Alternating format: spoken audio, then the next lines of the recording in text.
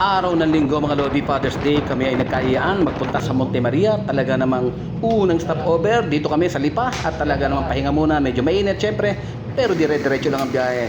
Pangalawang stopover namin, Batangas City. May nadaan na kaming kainan na talaga mukhang dinudumog at napasarap yata kami. Kaya naman umorder tayo yan ng tapa at syempre yung pinagmamalaki nilang chami na talaga namang overload at talaga namang napasarap din kami.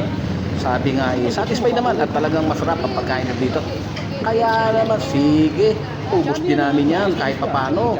Napasarap ng kain, pati si misis. Kaya naman tuloy-tuloy kami niya talaga namang all the best naman talaga. Sabi nga, satisfied na satisfied sa pagkain nakahain sa amin. Kaya naman pagkatapos yan, diretso ulit tayo ng biyahe. Malapit na tayo sa Monte Maria sa mga pagkakataong yan. Malapit na, tuloy-tuloy lang ang biyahe. At nakarating na rin tayo sa mga lagayan ng mga langis dyan, ng gasolina, sinasabi na tinatawag nilang mga bodega na dire-diretso sa mga pipeline, diretsong Manila. Kaya naman ibig sabihin, ay talagang malapit na tayo dyan. Talatandaan na tayo ay nasa tabing dagat na. Kaya naman ayan, diretso pa rin ang biyahe. Tuloy-tuloy lang sabi nga. At nang makita natin ang dagat ay talaga namang mawawala ang pagod mo at ang layo ng biyahe mo. Sabi nga ma-amaze ka sa mga nakapaligid sa'yo, sa mga makikita mo. Dahil bakit nga naman kabundukan at karagatan ang unang papasaya sa'yo sa oras na marting mo ang Monte Maria. Kaya naman talaga namang bago ka palang makating sa Monte Maria ay busog na ang mata mo at ang pakiramdam mo, ang hangin na kailamig na alam mong nasa malapit ka ng karagatan. Kaya naman tuloy-tuloy tayo sa biyahe yan. At syempre, ang kasama mo, ang mahal mo sa buhay, talaga namang mas masarap. Kaya naman tunghayan natin ang kapanapanabik na biyahe namin papuntang Monte Maria. At kita nyo naman ang dagat at ang bundok ay talaga namang napakasarap patingin. Kaya makita nyo naman ang kulay asul na dagat at ang berding kabundukan na magbibigay sa iyo ng kakaibang ligaya. Sabi nga at kasiyahan. Kaya naman na yan, kita nyo, nakakita tayo sa dagat at syempre sa kinasasabihan nating lugar kung saan ang tinatawag na Monte Maria na talagang napakaganda ng tanawin. Malayo ka pa ay ramdam na ramdam mo na ang kakaibang saya pag ikaw ay papunta ng Monte Maria.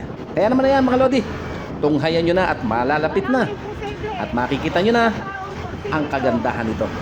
Malilibang ka din sa mga na kumukuha ng litrato sa tabi ng mga siksagdian mga kaibigan na talaga namang may engganyo kang pumost kahit tumatakbo ang motor mo. Kaya na mga Lodi, ayan. At syempre konting aura tayo dahil nakikita rin natin kahit pa paano kung ano ba ang mga forma natin sa kanilang page. Kaya naman ayan, forma tayo dyan mga Lodi.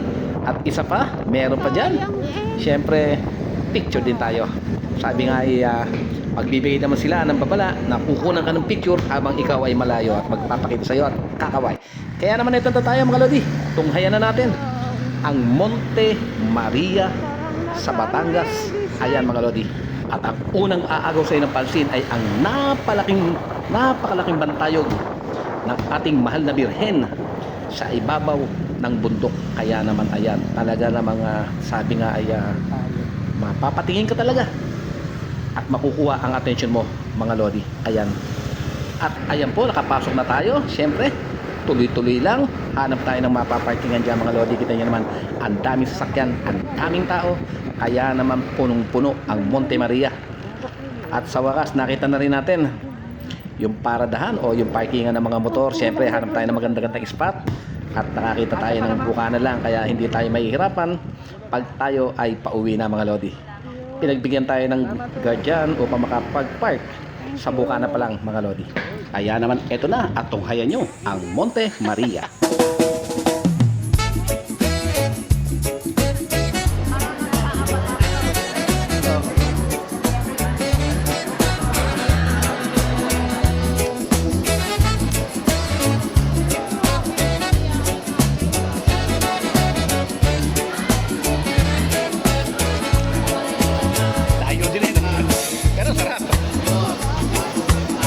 Pwede na tayo, pwede ka na sa ano, Laguna Loop.